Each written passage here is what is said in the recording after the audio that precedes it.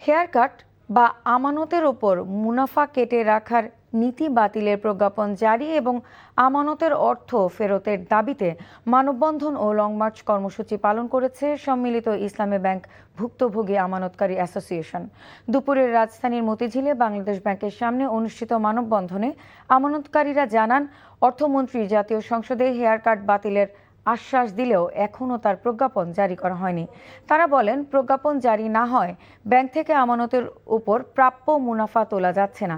একাধিকবার অর্থমন্ত্রীর সাথে দেখা করার পরও প্রতিশ্রুতি বাস্তবায়ন না হওয়ায় হতাশা প্রকাশ করেন আমানতকারীরা। বলেন, শিগগিরই প্রজ্ঞাপন জারি করে হেয়ার কাট বাতিল করা না হলে সারা দেশের আমানতকারীদের নিয়ে জোরালো আন্দোলন গড়ে তোলা হবে। মানববন্ধন শেষে বাংলাদেশ ব্যাংকের সামনে থেকে প্রেস ক্লাবের উদ্দেশ্যে লং মার্চ করেন আমানতকারীরা।